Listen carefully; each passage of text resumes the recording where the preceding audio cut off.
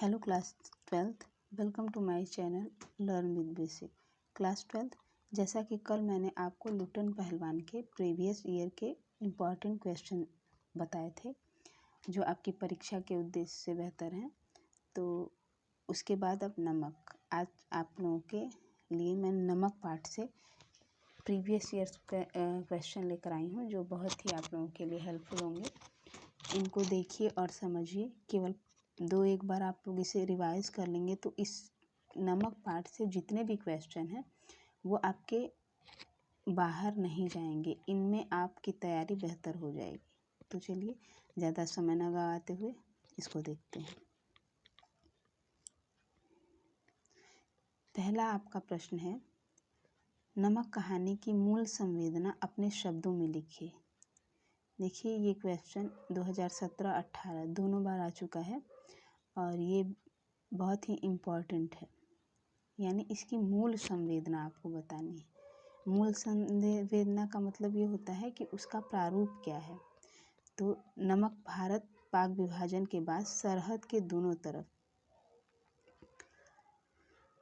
विस्थापित लोगों के दिलों को टटोलती एक मार्मिक कहानी है। इसमें लेखिका ने चित्रित किया है कि एक लकीर खींच देने से जमीन और जनता को कागजी रूप से तो विभाजित किया जा सकता है, किंतु वास्तविक रूप से नहीं।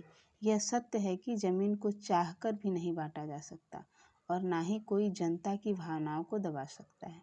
यानी इसका मूल भाव क्या है, मूल संवेदना इससे क्या प्रकट होती है, ये आपको बताना था। चलिए नेक्स्ट क्वेश्चन देखते हैं।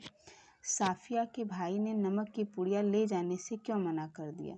ये भी देखिए 2009 और 2013 में आ चुके क्वेश्चन हैं, एक बार इनको देख लीजिए।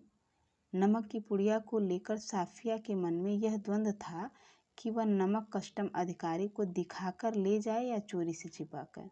साफिया के भाई ने नमक की पुड़िया ले जाने से मना कर दिया क्योंकि पाकिस्तान से भारत को नमक का निर्यात प्रतिबंधित था, यह गैर कानूनी था। दूसरे कस्टम अधिकारी नमक की पुड़िया निकाल आने पर क्या करेंगे, बाकी सामान की भी चिंदी चिंदी बिखेर देंगे, मतलब सारे सामानों को इधर उधर फेंक देंगे।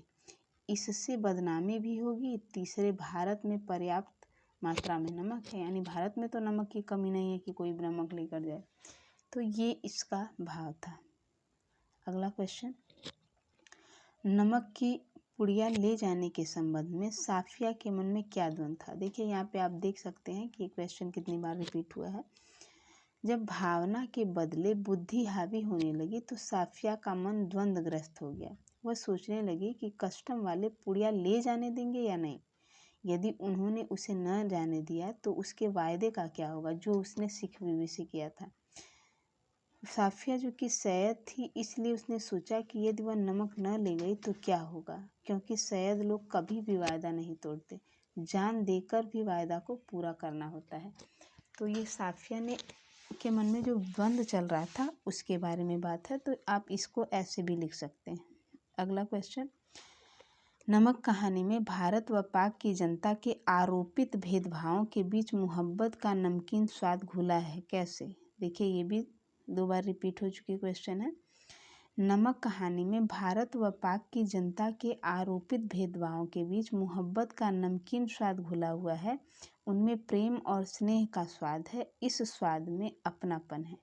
लेखिका का अपने भाइयों परिचितों से स्नेह, सिख बीबी का लाहौर से लगाव और कस्टम अधिकारियों का दिल्ली व ढाका से जुड़ाव, ये सारी चीज़ें जनता के बीच स्नेह को दर्शा रहे हैं, यानी जो आपसी प्रेम है उसके बारे में बात हो रही है। नेक्स्ट क्वेश्चन आपका है, नमक कहानी में नमक की पुड़िया इतनी महत्वपूर्ण क्यों है, कस्टम अधिकारी उसे लौटाते हुए भावुक क्यों उठा। देखिए ये क्वेश्चन भी है। इस कहानी में नमक की पुड़िया के महत्वपूर्ण बनाने का यह कारण है कि भारत पाक के बीच नमक का व्यापार गैर कानूनी था। दूसरे, यह विभाजन की यादों से जुड़ी है। कस्टम अधिकारी नमक की पुड़िया लौटाते हुए भावुक हो उठा क्योंकि हर व्यक्ति को जन्मभूमि से लगाव होता है।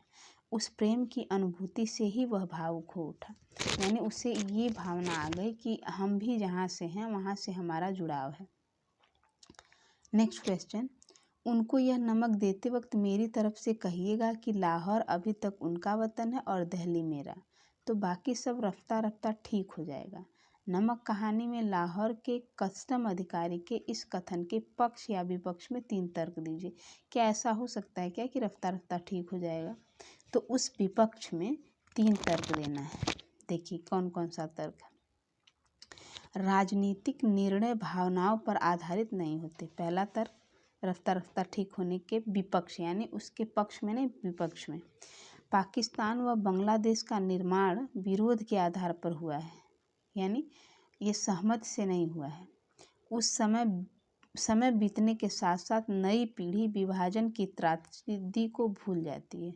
ठीक है, समय जैसे जैसे बीतता जाता है वैसे वैसे पुरानी चीज़ें भूली जा सकती हैं।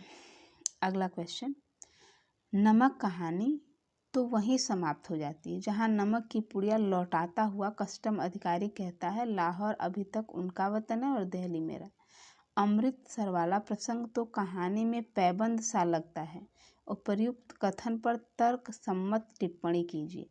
मतलब ये वहीं पे क्लियर हो जाता है कि मतलब जो कस्टम अधिकारी जब कहता है कि लाहौर अभी तक उनका वतन है और दिल्ली मेरा, तो यहाँ पे ये भाव पूर्ण हो जाता है कि मतलब जो सरहद बनाई गई है वो इंसानों की भावनाओं को नहीं रोक सकती है।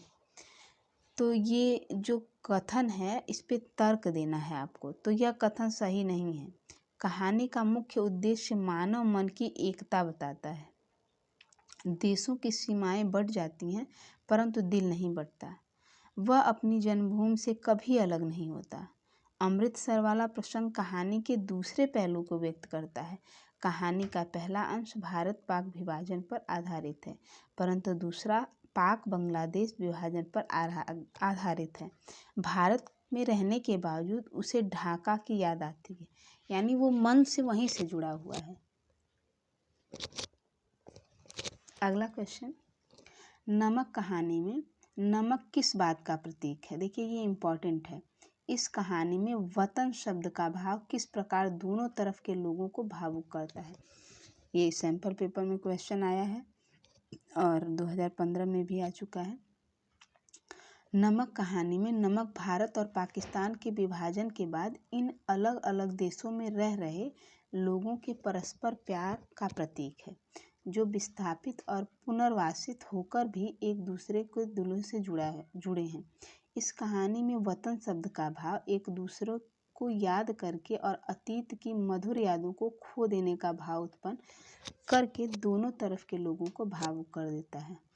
दोनों देश के राजनीतिक संबंध अच्छे बुरे जैसे भी हों, इससे उनका कुछ लेना देना नहीं होता, यानी उनके जो मन के भाव हैं वो महत्वपूर्ण है, ना कि राजनीतिक संबंध। ठीक है, अगला क्वेश्चन देखिए, नमक कहानी में क्या संदेश छुपा हुआ है? तो आपको सीधे सीधे पता है, नमक कहानी में छिपा संदेश यह है कि मानचित्र पर एक लकीर खींच देने से वहाँ के रहने के लोगों के दिलों में लकीर नहीं हो जाती।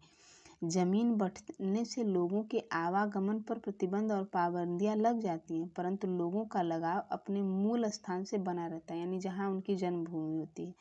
पाकिस्तानी कस्टम अधिकारी द्वारा दिल्ली को तथा भारतीय कस्टम अधिकारी द्वारा ढाका को अपना वतन समझना इसका एकदम प्रमाण है। ठीक है, लास्ट क्वेश्चन आपका इसमें है, साफिया को अटारी में समझ ही नहीं आया कि कहाँ लाहौर खत्म हुआ और किस जगह अमृतसर शुरू हो गया, ऐसा क्यों? यहाँ पे ऐसा है यहाँ।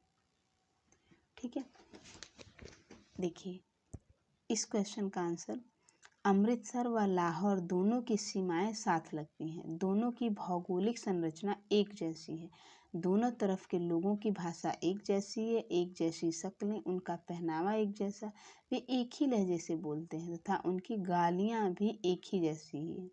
इस कारण साफिया को अटारी में समझ में नहीं आया कि कहाँ लाहौर ख़त्म हुआ और किस जगह से अमृतसर शुरू हो गया, यानी वो सारी समानताएं थीं जो एक दूसरे में थी लाहौर और अटारी में, इस वजह से साफिया को नहीं समझ में आया।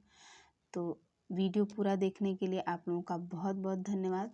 और प्लीज़ आप लोग मेरे चैनल को लाइक शेयर और सब्सक्राइब कीजिए और अपने दोस्तों को भी शेयर करिए ताकि उनको भी फ़ायदा मिले।